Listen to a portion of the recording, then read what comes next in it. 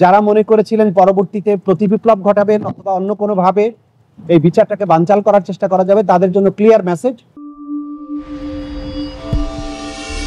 ঢাকা মহানগরীর চানখারপুল এলাকায় 5ই আগস্ট 2024 সালে সাবেক স্বৈর শাসক পালিয়ে যাওয়ার ঠিক কিছুক্ষণ আগে মার্চ টু ঢাকা কর্মসূচি, যেটা ছিল বৈষম্য বিরোধী ছাত্র আন্দোলনের, সেই কর্মসূচিতে অংশগ্রহণের জন্য সারা দেশ থেকে মানুষ শহীদ মিনার হয়ে ঢাকায় দিকে প্রবেশ করার যে চেষ্টা করছিলেন, সেই সময়ে চানখারপুল এলাকায় 6 জন মানুষকে মাত্র স্বল্প দূরত্ব থেকে চাইনিজ রাইফেল দিয়ে গুলি করে হত্যা করা হয়।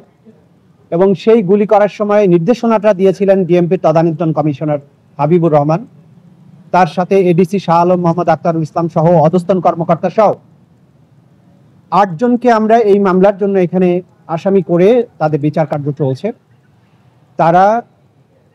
তাদের মধ্যে যাদের কমান্ড রেসপন্সিবিলিটি ছিল তারা অর্ডার দিয়েছেন এবং বাকিরা সরাসরি চাইনিজ রাইফেল এবং এসএমজি দিয়ে গুলি করে ছাত্রদেরকে হত্যা করেছেন।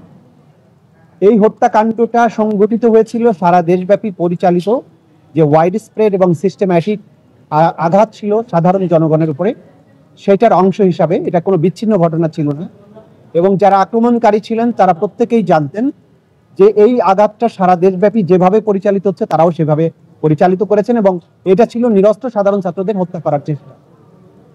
আজকে এই মামলার সূচনা বক্তব্যের মাধ্যমে সাক্ষ্য গ্রহণ শুরু হয়েছে।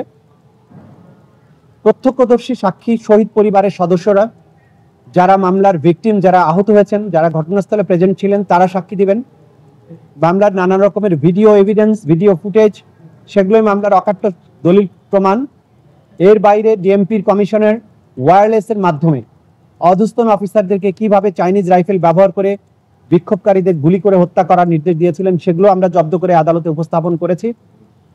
বিভিন্ন ডকুমেন্টের মাধ্যমে, পুলিশের ইন্টারনাল কমিউনিকেশনের মাধ্যমে এই ছাত্র জনতাকে হত্যা করার যে নির্দেশনা সেগুলো আমরা দাখিল করেছি। এই সব কিছুর মাধ্যমে আসামিদের বিরুদ্ধে অকাট্যভাবে প্রমাণ করার মতো সাফিসিয়েন্ট ম্যাটেরিয়াল প্রসিকিউশনের হাতে আছে, যেগুলোর মাধ্যমে আসামিদের অপরাধ প্রমাণিত হবে।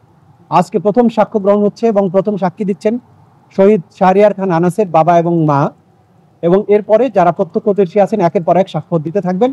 আমরা শুধু এই মেসেজটা দিতে চাই, যারা মনে করেছিলেন যে বাংলাদেশে গণহত্যা চালিয়ে পার পাওয়া যাবে, যারা মনে করেছিলেন পরবর্তীতে প্রতিবিপ্লব ঘটাবেন অথবা অন্য কোনোভাবে এই বিচারটাকে বানচাল করার চেষ্টা করা যাবে, তাদের জন্য ক্লিয়ার মেসেজ।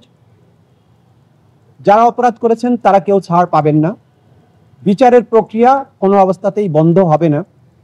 যেসব তরুণেরা রক্ত দিয়ে বাংলাদেশকে দ্বিতীয়বার মুক্ত করেছেন, তাদের পরিবার, তাদের স্বজন, তাদের সহকর্মীরা বেঁচে আছেন, তাদের সাক্ষ্যের মাধ্যমে এই যে 1,500-এরও বেশি মানুষের জীবন যাওয়া, তাদের পরিবারের প্রতি জাস্টিস করার যে চেষ্টা, সেটা রাষ্ট্রের পক্ষ থেকে নিশ্চিত করা হবে। একটা বিষয় একটু ছোট ছোট, জাতিসংঘের রিপোর্টকে তুলে ধরে 1400-এর বেশি মৃত্যুর কথা বলা হচ্ছে। ঘোষণাপত্রে 1400, যে জুলাই ঘোষণাপত্র যেটি আসলো, সেখানে প্রধান উপদেষ্টা কিন্তু এই 1400 উল্লেখ করেননি।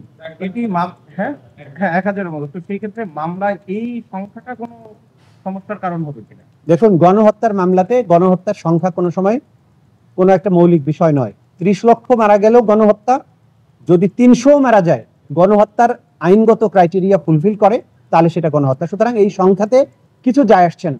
আমরা আদালতের কাছে প্রমাণ করব যে ওয়াইড স্প্রেড এবং সিস্টেম্যাটিক পদ্ধতিতে মানবতা বিরোধী অপরাধের অংশ হিসাবে মানুষকে গুলি করে হত্যা করা হয়েছে কিনা।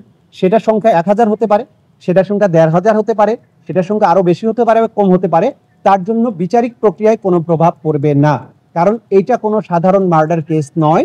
সংখ্যা প্রমাণ করাটা জরুরি নয়, হত্যাকাণ্ড এবং হত্যাকাণ্ডের যে প্রক্রিয়া সেইটা প্রমাণ করাটা জরুরি।